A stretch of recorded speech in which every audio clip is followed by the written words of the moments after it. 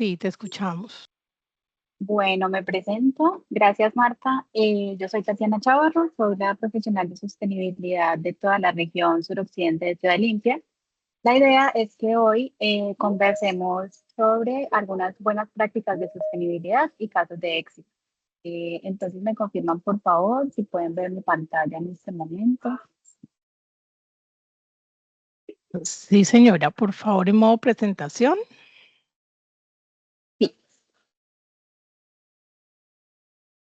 allí me confirman si todo Mm, está bien. cambia la visualización, por favor. Perfecto. Regálenme un momento, por favor.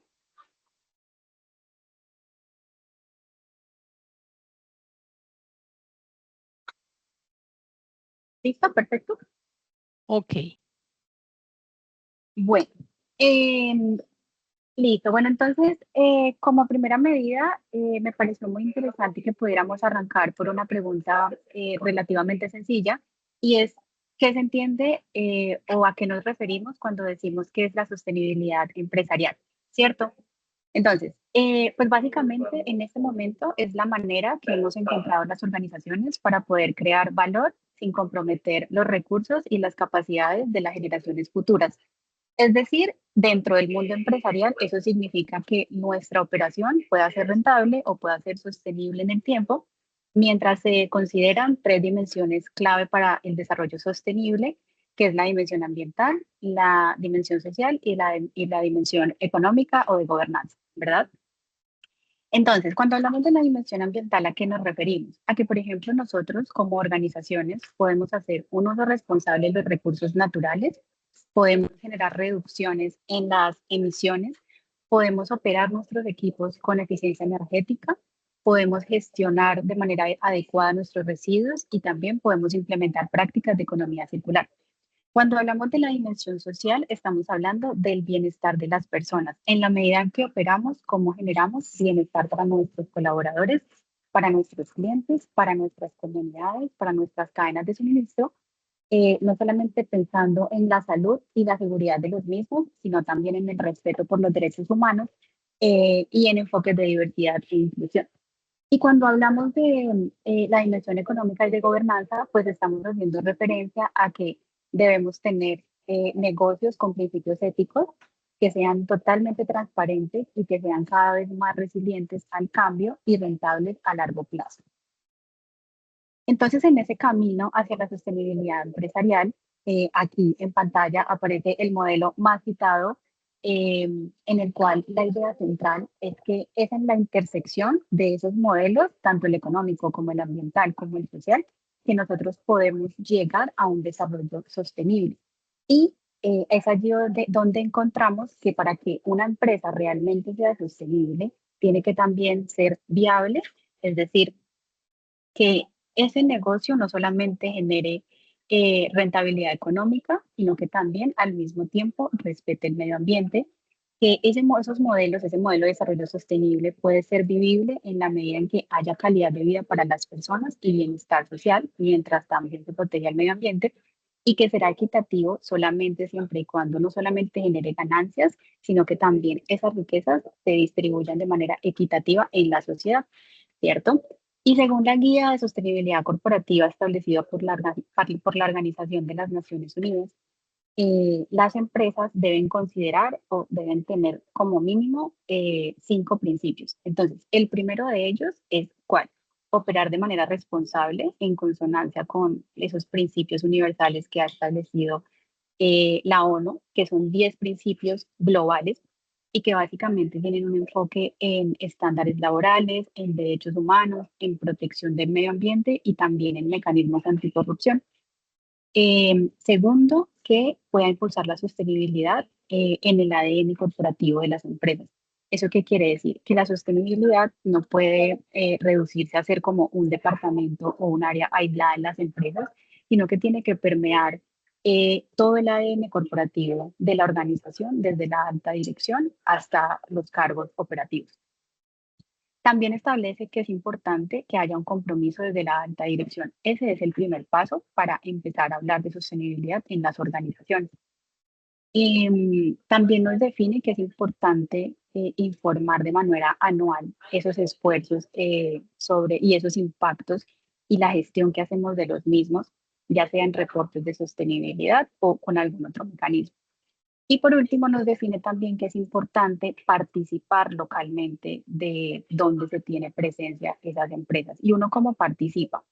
Pues teniendo un rol activo dentro de la comunidad a la que pertenece. Entonces, ya sea como referente, como ejemplo a seguir, como pionero o compartiendo experiencias de estrategias o de implementación de ciertas prácticas que puedan utilizar otras empresas del sector.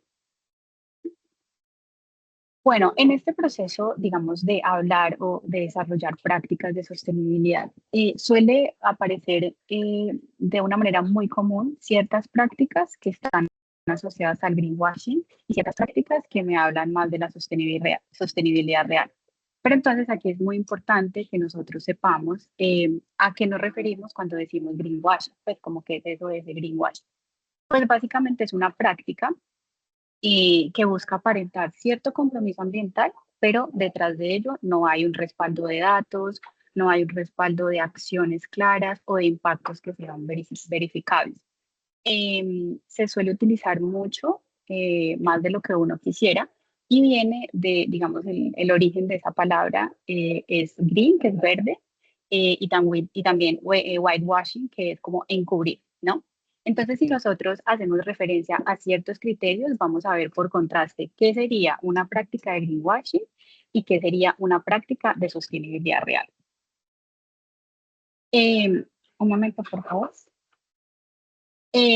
Bueno, entonces si por ejemplo hacemos referencia a la transparencia que pueden tener las prácticas de sostenibilidad, o sea, si se utiliza greenwashing en una empresa, esa transparencia va a ser baja.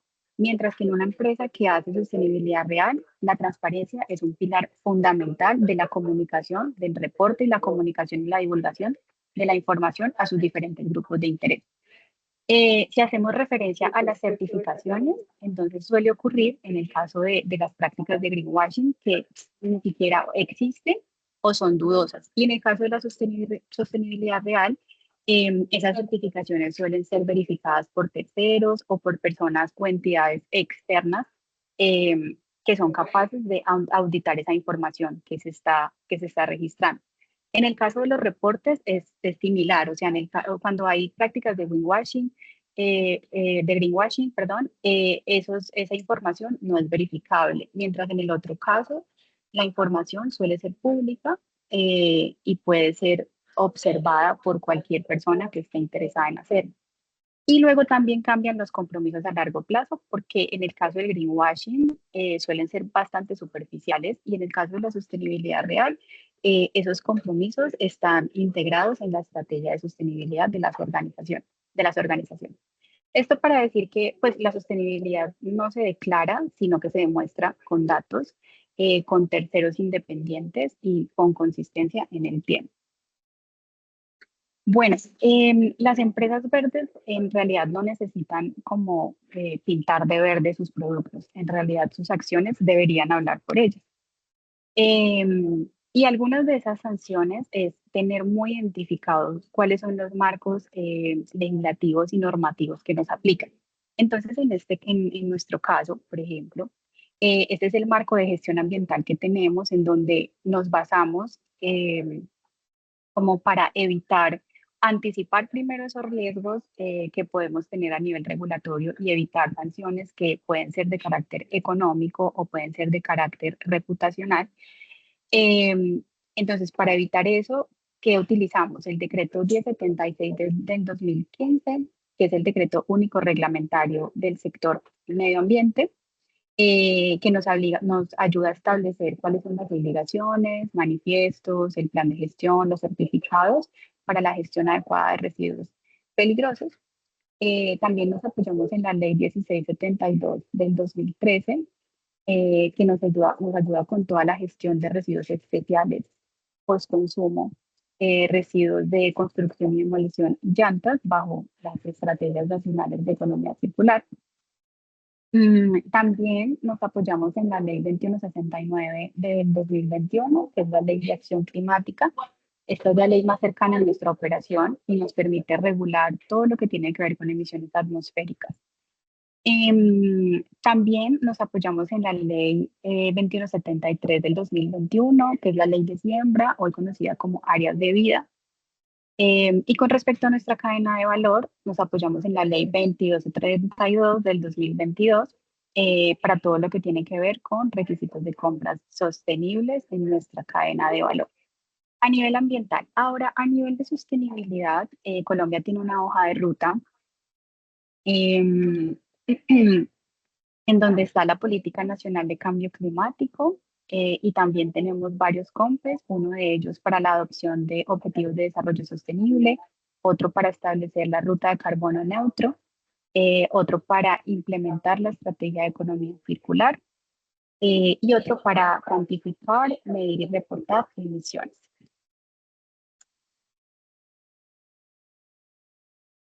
A nivel de cumplimiento legal ambiental con impacto sostenible, eh, consideramos las normas que regulan todas las licencias ambientales, el manejo de vertimientos, las emisiones atmosféricas, todo lo que tiene que ver con residuos peligrosos y no peligrosos, evaluación de impacto ambiental y planes de manejo ambiental. A nivel de cumplimiento legal social, consideramos las normas que definen, determinan el sistema y establecen el sistema de seguridad y salud en el trabajo, el código sustantivo del trabajo, normas relacionadas con inclusión, diversidad y no discriminación, todo lo que tiene que ver con consultas previas con comunidades étnicas y derechos humanos. Y a nivel de gobierno corporativo, nos aplican las normas contables y de auditoría, la prevención del lavado de activos y financiación del terrorismo, todo lo que tiene que ver con ética empresarial y lucha contra la corrupción, transparencia y acceso a la información y protección de datos personales. Entonces, toda esta información, ¿por qué es importante? Porque nos permite medir todos los esfuerzos que nosotros hacemos en materia de sostenibilidad. Porque lo que no se mide no se puede controlar y lo que no se puede controlar es muy difícil que demuestre mejoras y se pueda avanzar. Entonces aquí la pregunta que surge inmediatamente es, bueno, ¿y qué es lo que medimos exactamente? ¿O qué es lo que se tiene que medir o por dónde arrancamos? Entonces, por eso es muy importante tener un punto de partida o una línea base eh, que lo hacemos como por medio de un diagnóstico de sostenibilidad. Ese diagnóstico de sostenibilidad que nos permite saber cómo nos encontramos en materia de sostenibilidad en las diferentes dimensiones. Nos da un panorama completo, como una fotografía completa de qué tenemos, qué estamos midiendo y qué nos hace falta a nivel ambiental, social y de gobernanza. Pero claramente es muy difícil para una empresa medir toda esta cantidad de indicadores y hacerlo con la misma intensidad. Entonces, después de que hacemos ese diagnóstico, ¿qué es lo importante? Después de esa identificación, poder priorizar dentro de todos esos temas cuáles son los realmente importantes para el negocio y para nuestros grupos de interés. Y eso lo hace básicamente un análisis de materialidad. Es la herramienta o el proceso mediante el cual nosotros identificamos cuáles son nuestros temas importantes, es decir, nuestros temas materiales para la organización. Y esto lo hacemos por medio de una metodología que en Colombia es la más utilizada, que es la metodología de los estándares GRI. ¿Por qué es importante? Porque las empresas no pueden reportar información sobre todo lo que hacen, sino sobre lo que es realmente importante para ellas, porque es lo que genera riesgos o lo que genera mayores impactos. Entonces, ese análisis de materialidad se divide en tres fases: una fase de identificación, una fase de priorización y una fase de validación. En la primera fase, en la de identificación, nosotros, ¿qué hacemos en un primer momento? Evaluamos el contexto de sostenibilidad de la organización y allí tenemos en cuenta en qué sector está ubicada la organización, qué tipo de industria es, y definimos como esos asuntos materiales ambientales, sociales y de gobernanza que para nosotros son importantes. Entonces ahí en esa etapa como que hacemos una lista extensa de temas importantes. Esos temas pueden ser consumo de agua, consumo de energía, principios éticos, temas de gobernanza, derechos humanos, gestión de proveedores, estándares laborales, gestión de talento humano, gestión de tecnología, temas de cambio climático, etcétera. Una vez que hacemos esa identificación, entonces pasamos a la segunda fase de priorización, en donde establecemos todos nuestros grupos de interés y también establecemos por medio de consultas internas a nuestros grupos de interés cuáles son los temas más relevantes. ¿Más relevantes en qué sentido? ¿Porque impactan en la organización o porque son relevantes para el negocio en el tiempo? Y hacemos también esas consultas con la alta dirección. Después esa información se consolida en una matriz de materialidad. Esa matriz de materialidad es una herramienta visual en donde nosotros definimos esos temas materiales según su importancia, ¿cierto? ¿Y qué es lo importante de esa matriz? Que nosotros podamos determinar cuáles son los temas que van a alojarse en el cuadrante superior derecho, que es el de alta prioridad. Una vez identificados estos temas, entonces vamos a una validación de la alta dirección. Se validan también por el órgano de gobierno corporativo, la junta directiva, y se reportan esos asuntos relevantes con sus diferentes impactos, con la gestión que se realiza alrededor de ellos, con los hitos y con los resultados o los indicadores de desempeño, con el fin de poder hacer una rendición de cuentas. Bueno, vimos entonces cómo se identificaban y se priorizaban los asuntos materiales que identificamos y si se dieron cuenta, hay un tema material que es muy común que aparezca como un tema importante de las organizaciones que tiene que ver con el cambio climático. Pero para poder gestionar ese tema material, es primero lo más importante es que podamos medirlo. Entonces es ahí donde entran los inventarios de gases de efecto invernadero. Digamos, ¿cuál es el objetivo de estos inventarios? Pues básicamente nos permite convertir ese tema material en un dato concreto, ¿cierto? Entonces, por medio de una norma estandarizada internacional, que es la ISO 14064 del 2018, lo que nosotros hacemos es identificar, cuantificar y también reportar las emisiones de efecto invernadero que generan las organizaciones siguiendo pues una metodología estandarizada. ¿Por qué? Como ustedes pueden ver en la imagen, aquí hay una generación de emisiones de diferentes gases, ¿cierto? Estos gases tienen un potencial de calentamiento distinto.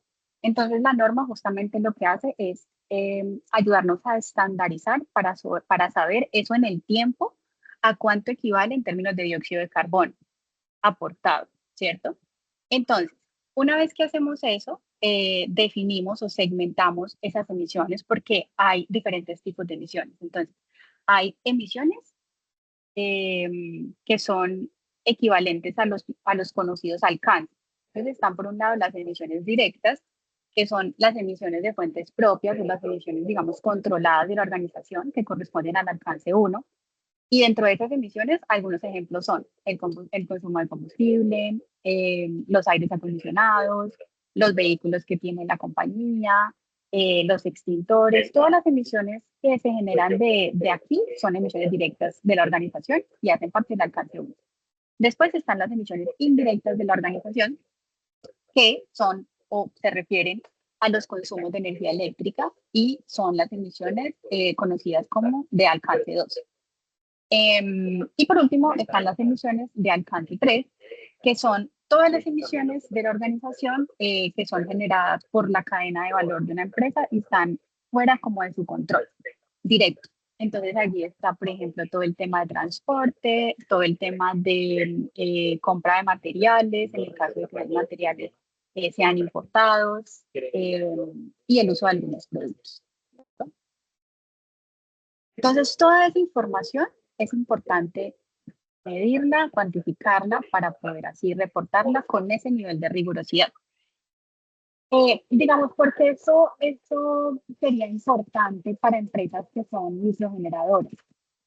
Porque en caso de que, pongamos un ejemplo hipotético, tengan un sistema de autogeneración con paneles solares, entonces, si se hacen estas mediciones, se va a poder reducir ese alcance 2 directamente. Entonces, por eso es importante que lo tengamos en cuenta. Ahora, ahora que ya sabemos qué emisiones medimos, en qué categorías, entonces ahora sí es importante destacar cuáles metodologías existen a detalle para hacer estas mediciones. Entonces, hay dos que se pueden usar de manera complementaria, no son excluyentes. Una de esas es la ISO 14064, que se las mencionaba en la diapositiva anterior, que básicamente tiene un procedimiento muy riguroso, requiere verificación y el objetivo de utilizar esta norma es la certificación, ¿cierto? Por un lado. Por otro lado, tenemos la GHG Protocol, que es conocida como Greenhouse Gas Protocol. Eso es lo que describen sus siglas. También es la base metodológica que utilizan muchos reportes de sostenibilidad para medir, para reportar huella de carbono de las organizaciones, pero esta norma es un poco más flexible y su objetivo Tatiana, es más de gestión. ¿Dime? Tatiana, qué pena. En el fondo tuyo hay alguna persona hablando, se está escuchando mucho la voz. Mm, creo que sí, creo que sí. ¿Puedes pedirle, por favor, que haga silencio? Sí, regálame un momento, por favor. Gracias. Sí, súper interesante. Mañana hay que hacer. Hola, oye, ¿me puedes bajar un poco? ¿Puedes bajar un poco?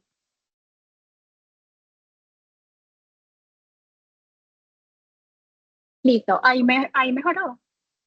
Mejor, sí. Listo, vale. Muchas gracias. Bueno, hasta ahora entonces hemos hablado de algunas emisiones, algunos mecanismos para reportar, medir y cuantificar emisiones puntuales de la operación, pero es importante que nos preguntemos qué pasa con el impacto ambiental de un producto antes de que llegue a nosotros y después de que nosotros lo usamos. Entonces, para eso hay una metodología estandarizada bajo la ISO 14040 y 14044 que se conoce como el análisis de ciclo de vida. Esta metodología básicamente nos ayuda a evaluar cuál es el impacto ambiental de un producto o de un servicio desde la extracción de materias primas hasta su disposición final, ¿cierto? Entonces hay diferentes fronteras de análisis. La primera que vamos a ver es de la cuna a la puerta, que básicamente incluye cuál es el impacto ambiental de un producto desde que se utilizan o se extraen los recursos hasta la etapa de producción del bien, servicio o del producto, ¿cierto? Otra de las fronteras de análisis se llama de la cuna a la tumba y esta incluye todo el ciclo completo, desde la extracción de los recursos hasta el final de su vida útil. Esta suele ser la más usada en las organizaciones. Por otro lado, también tenemos un análisis, digamos, un subalcance o un análisis solamente para la etapa productiva, que suele tener objetivos de investigación.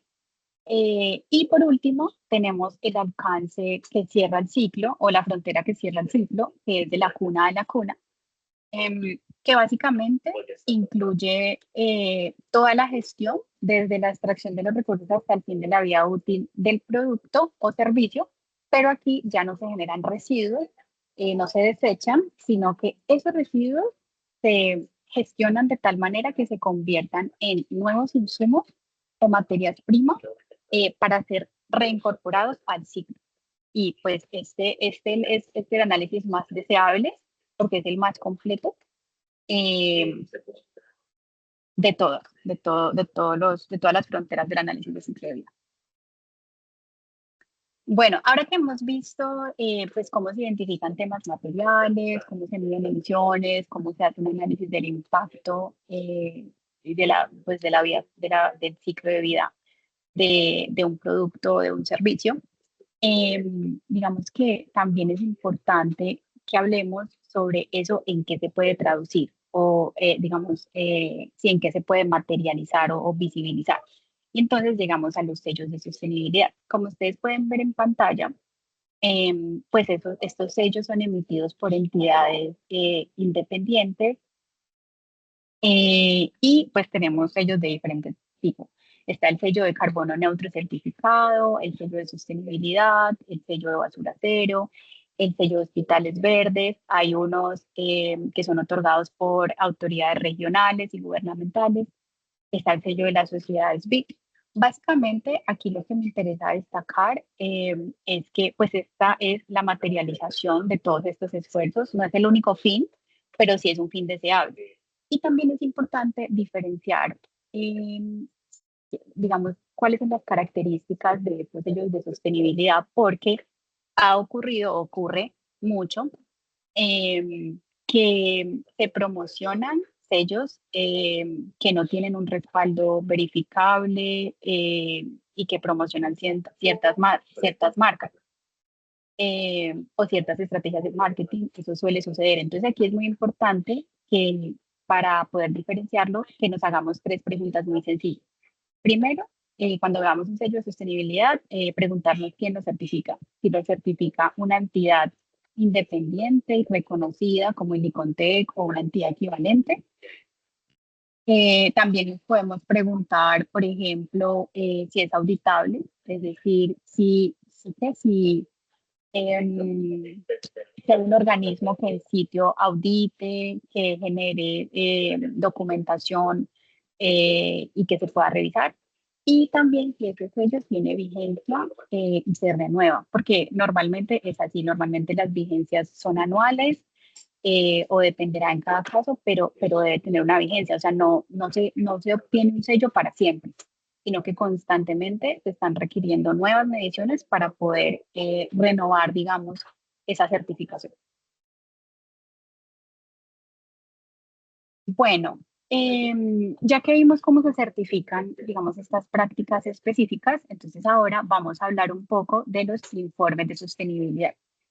Estos informes tienen marcos y estándares internacionales que no solamente le dan estructura, sino que también le dan credibilidad a la información y permiten que esta información sea comparable con otras empresas o con las diferentes prácticas que se implementan eh, en las organizaciones.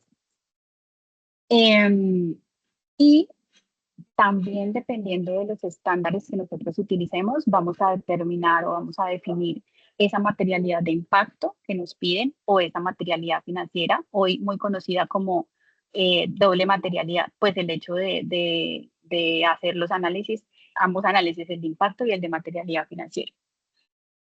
Bueno, aquí se ven varias siglas, pero el estado actual de estos estándares es que se encuentran unificados bajo las normas globales que obligan a las empresas a reportar riesgos ambientales y riesgos financieros. Eso lo hace una entidad, un organismo, que es el Consejo Internacional de Normas para la Sostenibilidad. Y bajo esos estándares se han agrupado muchos de ellos.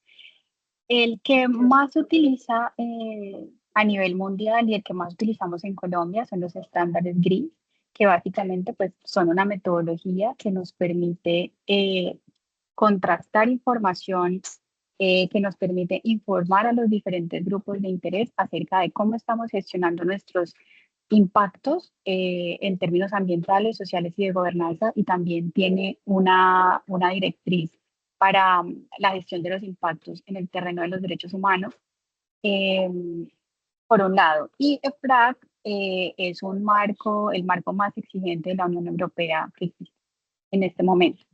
Y la CDP es una plataforma de divulgación de datos ambientales que suele ser muy utilizada por inversionistas para la toma de decisiones.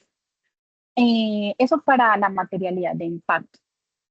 Es importante que sepamos o pues que podamos compartir qué es una materialidad de impacto. Básicamente es cómo la empresa afecta al medio ambiente y a la sociedad independientemente pues del efecto financiero. Eso es cuando hablamos de materialidad de impacto. Y cuando hablamos de materialidad financiera se refiere a cómo los temas ambientales, sociales y de gobernanza afectan el desempeño financiero y el valor de la empresa. ¿Listo? Esto, digamos, para empresas que son microgeneradores, esto porque es importante. Porque si hay clientes, o sea, si se busca atraer clientes, por ejemplo, para inversión o porque quieren obtener financiamiento verde, estos son los estándares que se están exigiendo para las empresas y son algunos de los más solicitados por el sector banca, por ejemplo, y por los fondos, ya que estandariza los riesgos climáticos y la sostenibilidad y la vuelve comparable. Eso lo utilizan para tomar decisiones de inversión.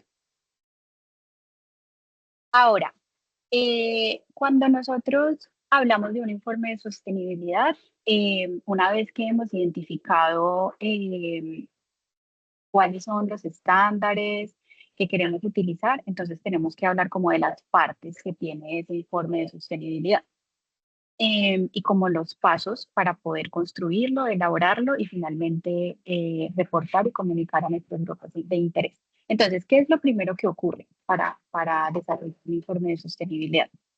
Primero, tiene que haber un compromiso de los altos mandos. Es fundamental contar con el respaldo de la alta dirección, de los cargos directivos o de la alta gerencia para poder impulsar la cultura de la sostenibilidad en toda la organización, puesto que la gestión es transversal a todas las áreas. Posteriormente, como les contaba en las diapositivas previas, se hace una evaluación de materialidad en donde se identifican esos aspectos relevantes para la empresa, para los grupos de interés. ¿Esto qué quiere decir? Que pues se hace un análisis, como decía alcance, del reporte, que va a tener el reporte y cuáles temas van a estar allí dentro de él y sobre qué se quiere informar a los grupos de interés. Posteriormente se selecciona el estándar de sostenibilidad. Muchas empresas no utilizan un único estándar, sino que utilizan varios estándares de manera complementaria. Y esto también se hace de acuerdo con la industria de la que hagamos parte y de las expectativas de los grupos de interés. Posteriormente se hace una recopilación y un análisis de los datos. Entonces se recolecta la información que requerimos, que es relevante de toda la organización y de todas las áreas, en materia ambiental, en materia social y en materia de gobierno corporativo. Y por último, se hace la redacción del informe de manera muy clara, muy objetiva, concreta y sobre todo muy transparente. Y la idea es difundirlo con los grupos de interés, tanto internos y externos. Y esa información pues va a quedar disponible para que sea consultada por cualquier externo eh, que quiera conocer cómo la empresa gestiona sus impactos y sus riesgos y sus oportunidades.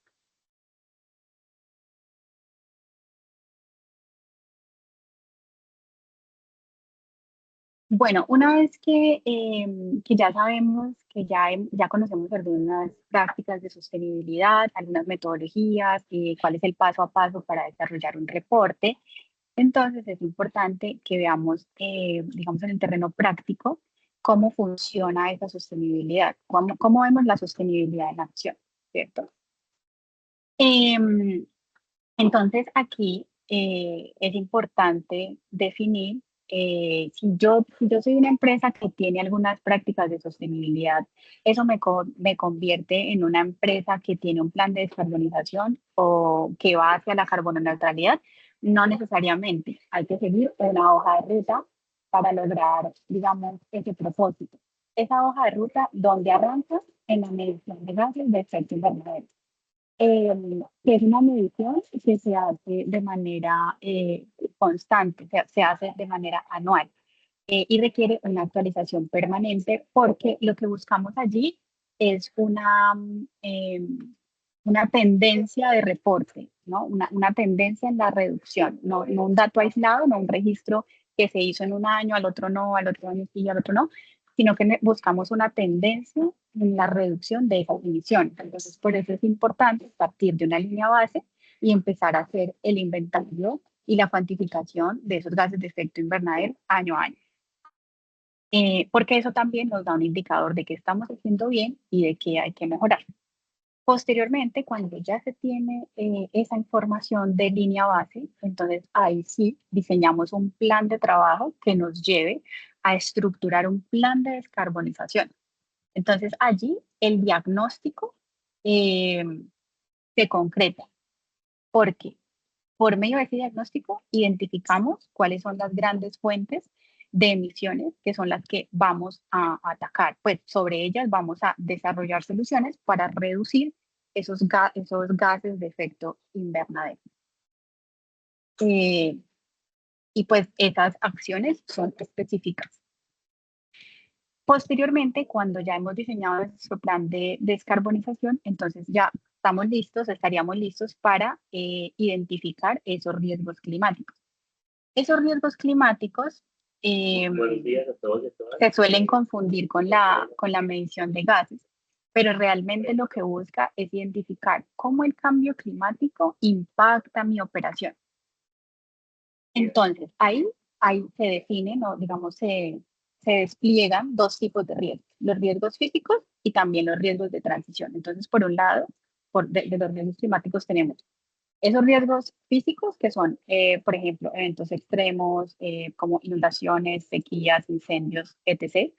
Y por otro lado, tenemos otros riesgos de transición que están relacionados con los cambios normativos o con los cambios del mercado, que tenemos que identificarlos dentro de esa hoja de ruta para poder decir que nos estamos dirigiendo a la carbono neutralidad. Aquí también es muy importante hacer una precisión y es que no es igual hablar de descarbonización que hablar de carbono neutro, ¿no? La descarbonización está asociada a la reducción de emisiones y ser carbono neutro implica o puede ser la combinación de dos acciones. Por un lado, reducir emisiones, pero por otro lado también compensar esas emisiones, ya sea por créditos de carbono o por captura de carbono y otros proyectos asociados.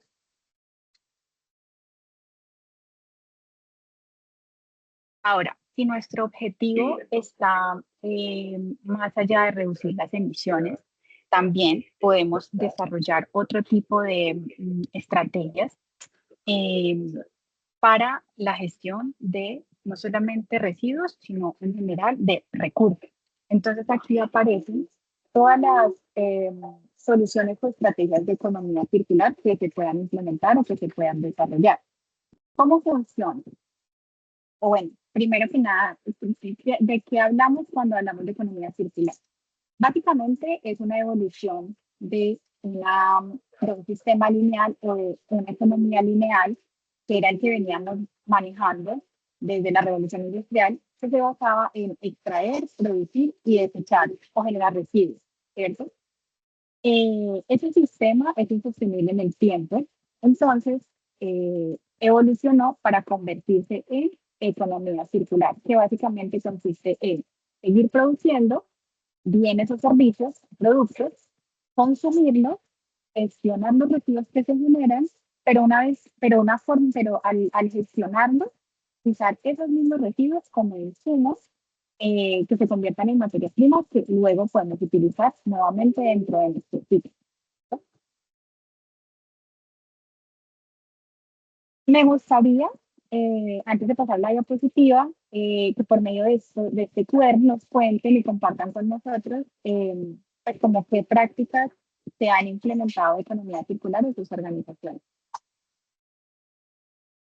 Bueno, bajo ese enfoque de economía circular, ¿cuáles son algunas alternativas en las que podríamos trabajar en cada caso, en nuestras organizaciones? Entonces, una de ellas puede ser crear productos que puedan ser fácilmente desensamblados o desarmados para que se puedan reciclar o utilizar ciertas partes al final de la vida útil. Es decir, que si a mí un aparato se me descompuso una pieza, yo la pueda cambiar, la pueda usar de otra manera, bueno, pues sí, esa es una opción. Otra opción es sustituir materiales vírgenes por materiales reciclables o de bajo impacto ambiental, puesto que utilizar siempre materias primas vírgenes tiene un costo altísimo eh, para la producción, para nuestra actividad productiva. Otra alternativa es implementar servicios de mantenimiento y de reparación o actualización para extender la vida útil de los productos. Otra alternativa también podría ser ajustar procesos productivos para reducir pérdidas de materiales, agua y energía. Entonces aquí podemos establecer indicadores, podemos también proyectar metas de consumo, de ahorro en los consumos. Otra alternativa también es recircular agua en procesos industriales o recuperar calor residual para otras fases del proceso. Otra cosa interesante en la que se puede trabajar es en capacitar a los colaboradores o a los empleados para fomentar innovación, creatividad o responsabilidades con relación a la circularidad. Y por último, también implementar rutas de retorno para envases, embalajes u otros productos que puedan ser recuperados. Ahora, relacionada con nuestra diapositiva anterior, en donde hablábamos de economía circular, digamos que con este sistema de basura cero podemos ver en el terreno más operativo o de la práctica cuáles son sus alcances y cómo podríamos trabajar con nuestros sistemas. Este sistema tiene diferentes estrategias y tiene jerarquías de eficiencia. ¿Okay? Entonces, la estrategia más eficiente es prevenir el consumo de materiales y la generación de residuos. ¿Eso qué implica? Implica rechazar el uso de ciertas materias primas que no se requieren. Digamos, la forma más eficiente de, de reducir residuos es evitándose el residuo que no se genera, ¿no? También lo podemos hacer o podemos desarrollar esa estrategia a partir de repensar en términos de diseño ecológico. Entonces, hay algunos productos que tienen un diseño más ecológico que otros, ¿no? Y por último, también la podemos desarrollar esta estrategia por medio de la reducción directa de materias primas que utilizamos. Otra estrategia menos eficiente, pero útil, es mantener en uso y extender la vida útil de los productos y sus partes. Entonces aquí nos enfocamos en la reutilización y el reuso, la reparación, la remanufactura y la recuperación de ciertas piezas, como les mencionaba anteriormente. Esta estrategia tiene una eficiencia media. Y por último, tenemos la estrategia de recirculación, perdón, de materiales y de residuos por medio del reciclaje y del compostaje. Esta estrategia parece contraintuitivo, pero es la menos eficiente de todas. Sin embargo, aquí hay un error que se comete mucho en muchas empresas y es pensar que la gestión del reciclaje es la alternativa de sostenibilidad que pueden implementar en sus organizaciones.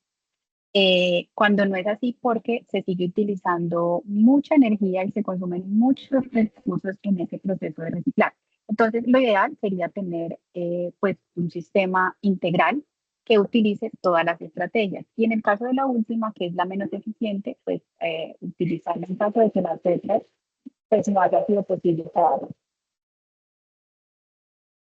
Bueno, hasta aquí nos hemos enfocado mucho en la dimensión ambiental de la sostenibilidad, pero como les decía al inicio de la presentación, también hay una dimensión social que aquí podemos ver en la responsabilidad social empresarial, que tiene como tres grandes frentes de trabajo. Por un lado está la parte de responsabilidad interna, que tiene que ver con el cumplimiento, digamos, normativo y legal con el que deben funcionar las organizaciones de cara pues a sus grupos de interés. Por otro lado, tenemos otro frente de trabajo que es como el área de responsabilidad central, que ya impacta directamente los valores de la organización. Esto tiene que ver con los pilares fundamentales que la organización tiene para su trabajo diario. cuáles son sus estándares ambientales, cuáles son sus estándares laborales, cómo se realiza la gestión de la cadena de suministro o la gestión de sus proveedores, si a ellos también se les evalúa o se les verifica que tengan o implementen dentro de su operación o actividad criterios ASG o ambientales, sociales y de gobernanza. Y por último está el frente externo o de responsabilidad externa, que suele descansar mucho en las contribuciones que hacen las corporaciones a diferentes proyectos, también los patrocinios que se realizan o las alianzas que tienen y los acompañamientos que tienen las empresas hacia otras empresas o hacia otro tipo de organizaciones, ya sean académicas o no gubernamentales o fundaciones, dependerá en cada caso. Y también aquí, digamos, hacen parte de este frente todas las actividades sociales de carácter voluntario que tenga la empresa. Entonces, en estos tres frentes de trabajo se pueden desarrollar prácticas de sostenibilidad enfocadas en responsabilidad social empresarial.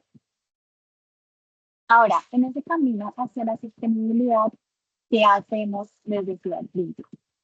Bueno, tenemos un área de desarrollo sostenible competente y muy robusta, por un lado. Por otro lado, también se calcula la huella de carbono. Tenemos una apuesta por la carbono neutralidad de nuestros centros de gestión sostenible. Contamos con tecnologías limpias, tenemos prácticas de responsabilidad social empresarial, también un programa de bienestar con nuestros empleados. Hacemos un reporte anual de sostenibilidad desde el 2024. Reconocimientos y certificaciones sostenibles. Estamos avanzando, seguimos avanzando en la consolidación de la estrategia de sostenibilidad. Y por último, hay un gran compromiso de la alta gerencia por incorporar las prácticas de sostenibilidad en la organización. ¿Esto con qué objetivo? Primero, con el objetivo de crecer cada vez más como organización. Segundo, con el objetivo de ahorrar o de tener ahorros en los costos operativos de la actividad que realizamos. Tercero, porque podemos anticipar por medio de estas estrategias riesgos reputacionales que nos convierten en una referencia para otras empresas del sector. También porque aumentamos la satisfacción de nuestros clientes que cada vez están más preocupados y tienen más exigencias con razón en materia de sostenibilidad. Y por último, porque es una ventaja competitiva con relación a otras empresas. Por medio de este QR, me gustaría que nos contaran desde su experiencia cuáles creen que son los mayores retos para la sostenibilidad aplicada que tienen en sus organizaciones.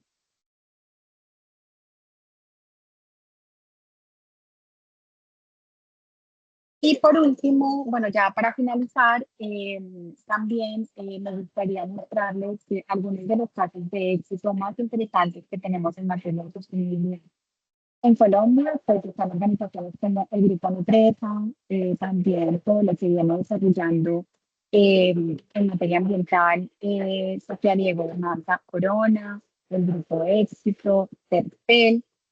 Y aquí, digamos, en casos aplicados y ya más específicos de éxito, tenemos, por ejemplo, la transformación de 600 toneladas de residuos agrícolas en plástico recuperado en estivas ecológicas, conocido como bioestivas, y al mismo tiempo evitando la tala de 27.000 árboles al año. Grupo Familia y Postobón tienen un programa que se llama Recicla con tu reciclador, que fortalece las asociaciones de los recicladores de oficio con maquinaria, dotación y talleres de capacitación en la ciudad de Bogotá. Alpina es una empresa que destaca siempre por aparecer en el ranking Merco de responsabilidad ambiental, social y de gobernanza por sus acciones y por sus estrategias de sostenibilidad. Mueblea también está especializada en implementación de prácticas de economía circular, entonces se reacondicionan mobiliarios industriales para extender sus utilidades y reducir los residuos. Y por último, el Hospital San Carlos es un hospital, es el primer hospital autosostenible del país. Sobre el 100% de su demanda eléctrica con energía solar fotovoltaica y reduce 164 toneladas de dióxido de carbono, logrando un ahorro significativo en costos energéticos.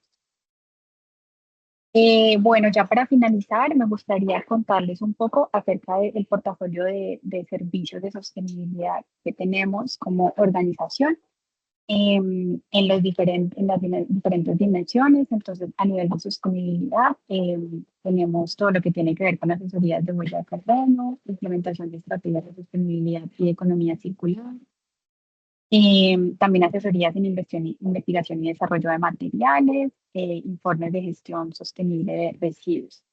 A nivel ambiental, digamos que damos todo el apoyo en gestión ambiental, documentar los requisitos legales, además de tener programas ambientales de basura cero y hospitales verdes. Y a nivel social, posibilitamos la participación en proyectos de responsabilidad social, voluntariados y donaciones. Hasta aquí, hasta aquí es la presentación. Gracias por el espacio, por participar y quedo atenta a cualquier inquietud que tengan al respecto. Muchas gracias, Tatiana. Les recuerdo que les dejé en el chat el registro de asistencia. Por favor, las personas que aún no lo han diligenciado, es importante para que puedan descargar aproximadamente en 5 días hábiles el certificado de participación. También dejé en el chat el formulario para realizar preguntas, las cuales responderemos a los correos electrónicos que registren. Les agradecemos a todos la participación en este webinar sobre buenas prácticas de sostenibilidad y casos de éxito. Su asistencia e interés durante este espacio reflejan el compromiso que compartimos con la construcción de entornos sostenibles y responsables. Cada acción orientada al cuidado de los recursos, la gestión adecuada de los residuos y la generación de valor ambiental contribuye al desarrollo de una cultura de sostenibilidad con impacto positivo en nuestras organizaciones y comunidades. Esperamos que los conocimientos, experiencias y herramientas compartidas el día de hoy sean de utilidad para fortalecer sus procesos y continuar promoviendo iniciativas que fortalezcan el desarrollo sostenible y el cumplimiento de los objetivos ambientales. En Ciudad Limpia seguiremos trabajando para generar espacios de aprendizaje, intercambio de experiencias y fortalecimiento de capacidades que impulsen una transformación positiva hacia un futuro más sostenible. Muchas gracias por acompañarnos y por ser parte activa de este compromiso con el medio ambiente. Les deseamos un excelente resto de día y mucho éxito en la implementación de sus acciones sostenibles. Y llegó Nelson, que es una persona comercial de Puerto Texas, tenemos un poco de atención.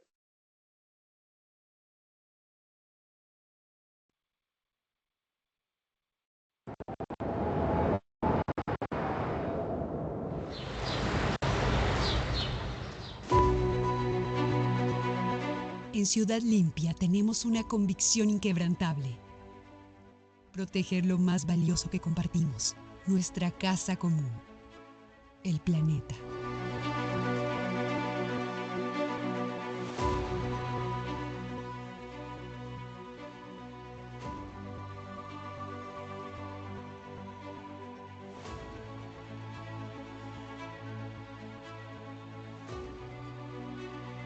Cada día, con innovación, disciplina y compromiso sostenible, transformamos residuos en oportunidades y territorios en futuro. Somos más que un operador de aseo. Somos un referente en gestión integral de residuos. Fortalecemos la economía nacional e internacional impulsando cadenas de valor sostenibles y construyendo progreso en las comunidades donde estamos presentes. Cada paso que damos reafirma nuestro liderazgo en una industria clave para el presente y el futuro del planeta. Nuestro compromiso es claro: optimizar los recursos del planeta y reducir el impacto ambiental. Apostamos a la economía circular.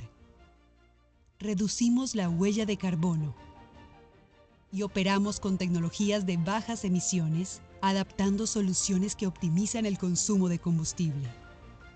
En Ciudad Limpia, aportamos a 11 de los 17 Objetivos de Desarrollo Sostenible, con acciones que marcan diferencia real en el medio ambiente y en la vida de millones de personas.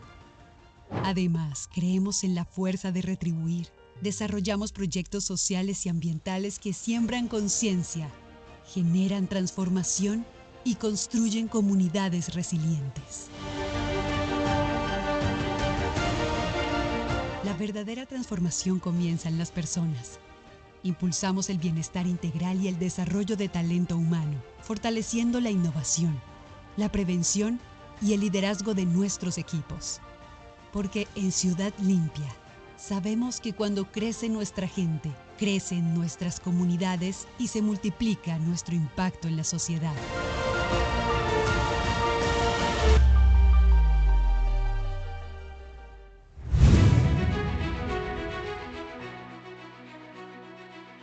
Estamos listos para asumir los retos más exigentes de la región y del mundo.